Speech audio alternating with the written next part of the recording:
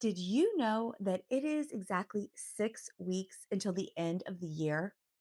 And over the next month and a half, you're going to be bombarded with messages about how to prepare for it.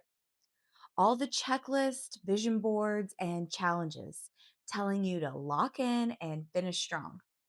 But this time of year is already full between holidays, the work deadlines, and the family plans. Adding even more expectations can make you feel like you're already behind before you even start. So, in this video, I want to take a different approach. I'm sharing how I prepare for the new year the self tuning way. This is my 10-step process for closing out the year and setting yourself up for success in 2026. These steps are designed to help you reflect and realign, finding both mental and emotional clarity, reset your environment, habits, and foundation, refine and re energize through boundaries, joy, and intention, and reimagine how you want to step forward into 2026. Now, it's not about perfection, it's about preparation, the kind that feels grounded and true to you. Sure, in a perfect world, you would check off all 10 before the new year, but that's not the point. So you choose how you want to tackle these steps. You could start at the top of the list and work your way down, or you could just focus on the one or two that speak to you. The goal is simply to start moving in the right direction because one aligned action creates momentum. And momentum is what carries you into the new year with clarity and confidence. Now, I'll walk you through each part of my 10-step guide to help you wrap up the year with intention and move into 2026 feeling ready for what's next. Step number one, audit your energy, not just your to do list. Find what truly deserves your time this season. So let's start with an energy check. This time of year fills up fast with parties, travel, deadlines, family plans, gift lists. It's easy to fall into the trap of doing everything because you think you should. But when you spread your energy too thin, even the joyful things can feel like obligations. So instead of asking, what do I need to get done? Ask yourself, what deserves my energy right now? Make a should versus want list. Write down everything on your plate for the next 6 weeks events, errands, project plans, and divide them into two columns. The shoulds are the items rooted in pressure, guilt, or habit, things that you do because you feel like you have to. The wants are items that are driven by connection, joy, or genuine meaning, the things that refill your energy instead of draining it. Once you see the list written out, focus on your wants and prioritize them. Then give yourself permission to step back from a few of the shoulds, even just one or two. The space you create will help you be more present for the moments that truly matter. Now, auditing your energy isn't about productivity, it's about health. When you protect your energy, your mind quiets, your body relaxes, and your spirits feel lighter. Mentally, it quiets the noise. Physically, it lowers stress. And spiritually, it reconnects you to the gratitude and the meaning behind the season. Auditing your energy lets you slow down and rediscover the joy of this time of year. Because when you stop doing everything, you finally have room to enjoy something. Number two, close the open loops. Free up space so you can step into the new year feeling lighter. This step is about clearing the unfinished business that's been quietly taking up space. The half finished project, the message you keep meaning to send, or that small errand that's lived on your list for months. Even when you're not thinking about them, those open loops pull at your focus and drain your energy. Before the year ends, take inventory and list out every lingering task or decision you need to resolve. Then decide what you want to do with each one. Finish it if it's quick and doable, delegate it to someone else if they can take it on, or release it if it no longer matters to you. Next, use your hourglass list to organize what's left to finish. The beauty of the hourglass list is that it turns overwhelm into clarity, helping you stay realistic about what truly needs your attention. And if you haven't seen that video yet, I'll link it here. It breaks down how the hourglass list works and how you can start using time to your advantage. Each time you close a loop, you'll feel a noticeable shift, more mentally clear and emotionally free. This isn't about productivity, it's about peace of mind. When you clear out the mental clutter, you make room for new ideas, deeper rest, and a genuine sense of readiness for the year ahead. Step number 3, revisit your goals and celebrate your small victories. Reflect on what still matters, release what doesn't, and recognize how far you've come. As the year winds down, take a moment to look back at the goals that you set, whether it was last January or sometime mid year. This isn't about judgment, it's about awareness.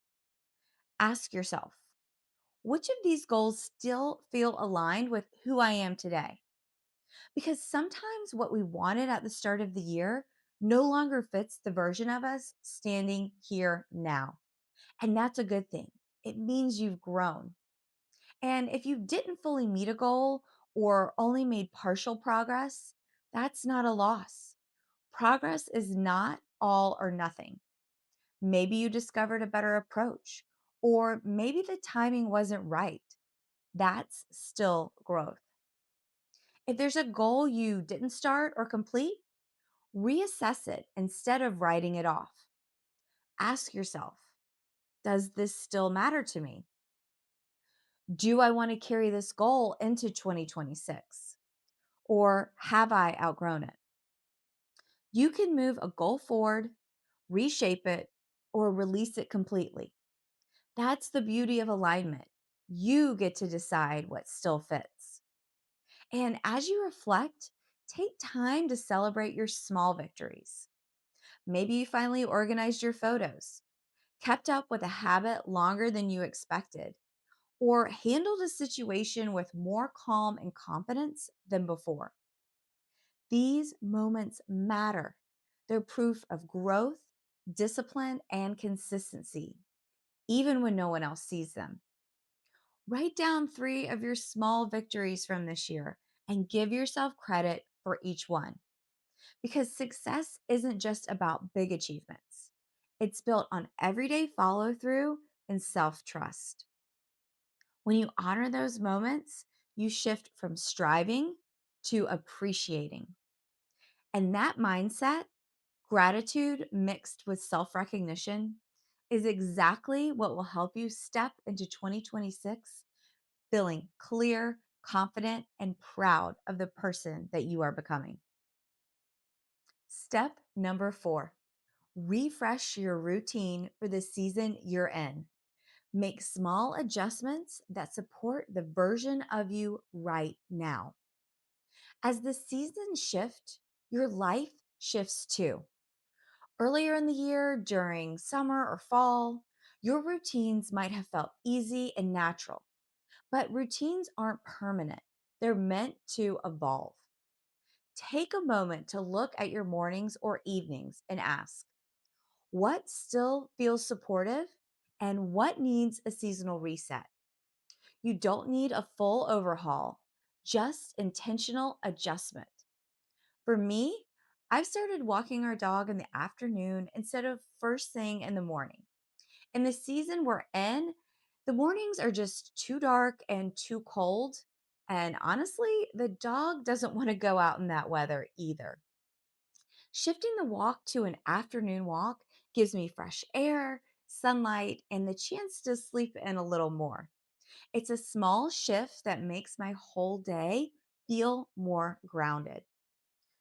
Now, your evenings might need the same kind of flexibility. This time of year tends to fill up with holiday plans, family gatherings, social events, or even later work commitments. If your usual nighttime routine starts to feel squeezed or rushed, adjust it.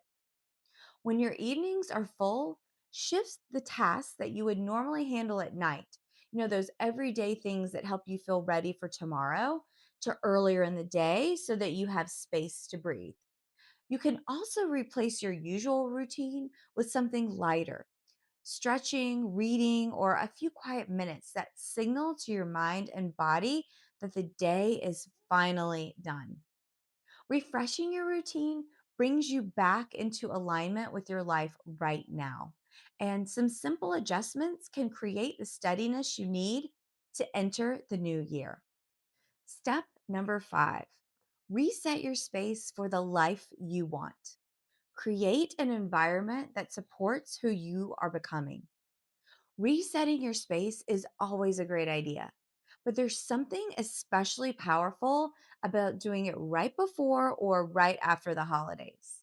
I love decorating and seeing all the holiday pieces that bring warmth and joy into my apartment. But honestly, what makes me even happier is the moment that everything gets put away and my space feels clean, open, and refreshed. It's the perfect time to reset, even if you want to wait until after January 1st. And resetting your space doesn't have to be a full deep clean or a home makeover. Start small, pick one spot that you use all the time and that impacts your everyday life. It could be your desk, your nightstand, your kitchen counters, or even the bathroom drawer you reach into every morning. These are the areas that subtly influence how your whole day feels. Clear out what you don't need, put things back where they belong, create a sense of calm and flow. Even 5 minutes can make a noticeable difference. And as you reset the space, think about the version of yourself you're stepping into in 2026. Ask yourself, does this space support that version of me? If not, adjust what you can.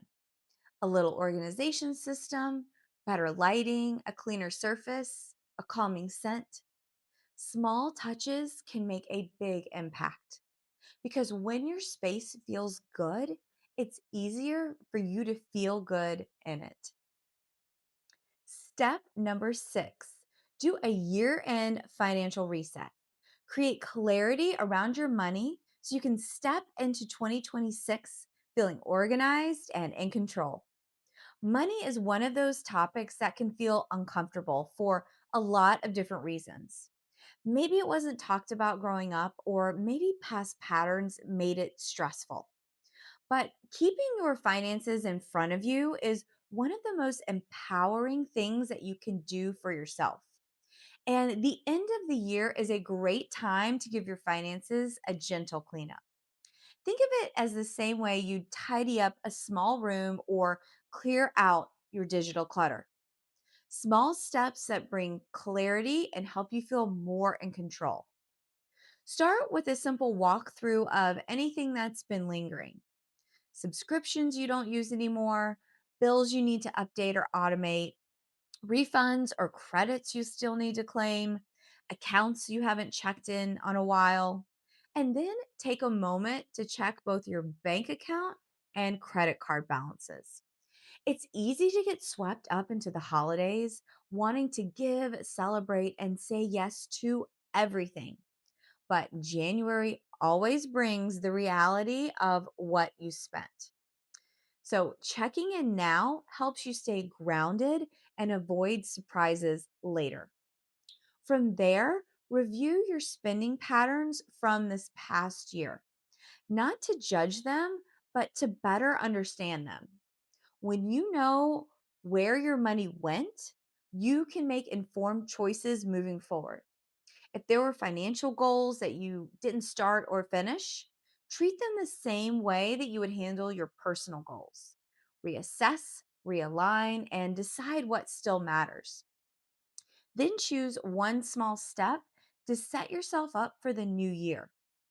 Add in an auto transfer to savings. Update your budget template. Choose a healthier spending habit for January. Close out one lingering financial task, or create a monthly money check in to review your budget and keep your finances on track. Because part of stepping into 2026 with confidence is increasing your financial acumen, knowing where your money is going, understanding how to make it work for you, and feeling empowered in the process. And the clarity that you have will give you the confidence to make decisions that support the future you want. Step number 7, create your stop doing list. Release what no longer serves your peace, purpose, or energy. Most of us are quick to make a to do list, but at the end of the year, the most powerful list might actually be a stop doing list.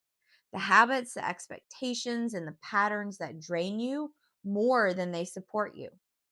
And a stop doing list is a simple way to see how certain habits have been affecting you without you even realizing it. Take a moment to think about the things you've carried this year that felt heavy or forced or out of alignment.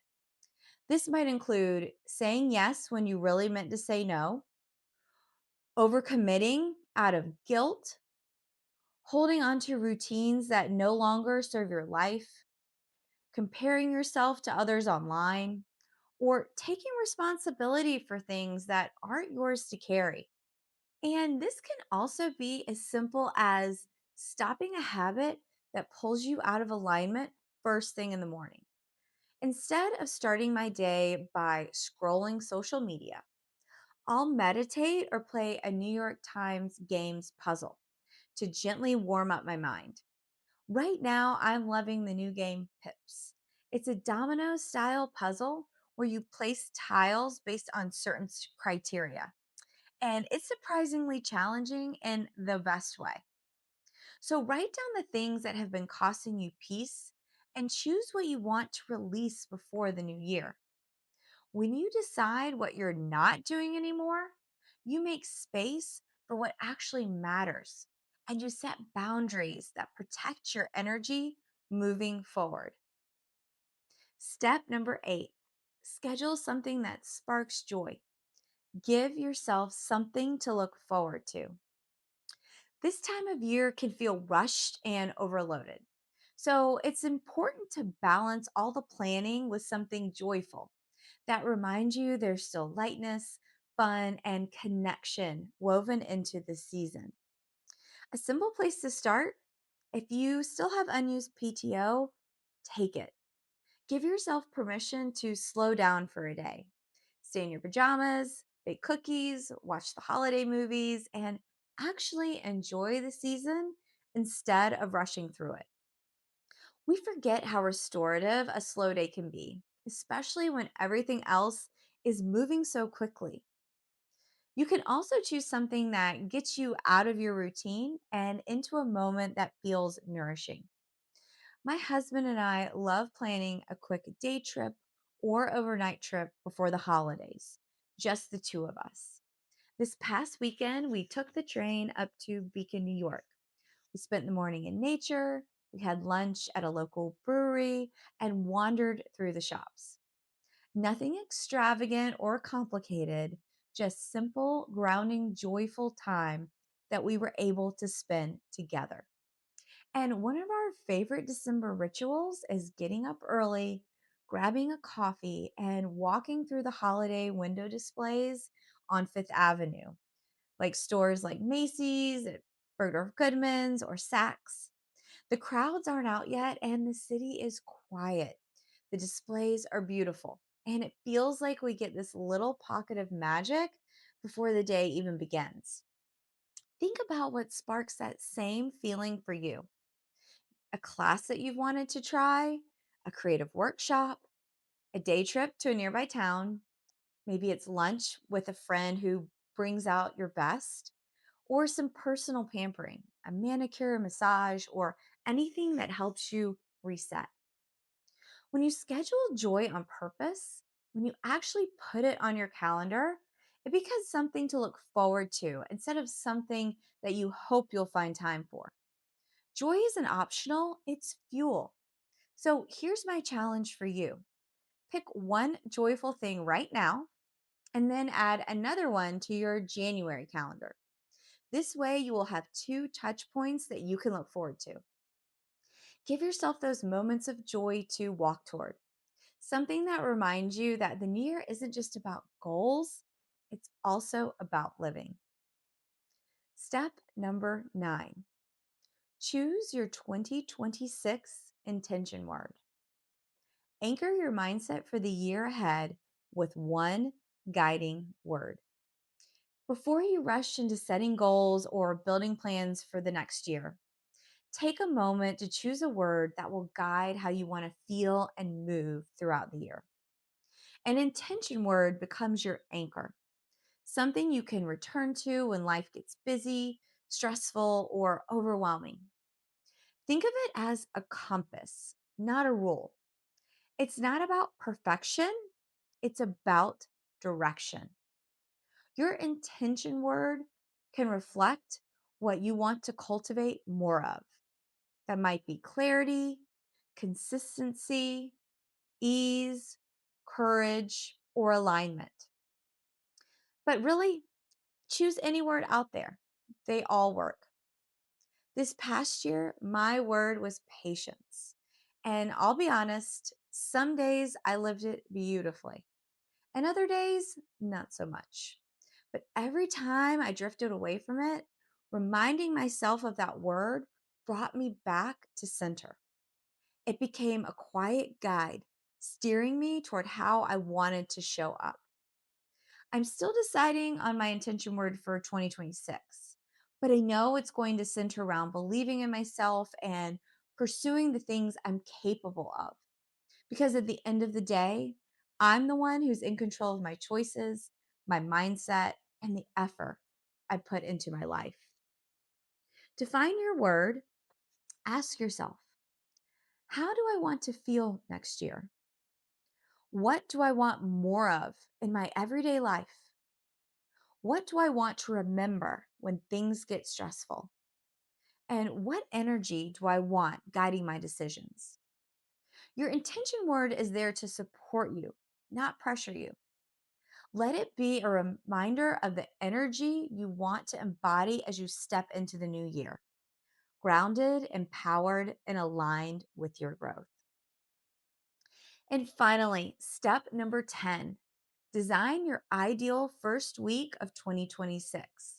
Start next year calm, clear, and already aligned.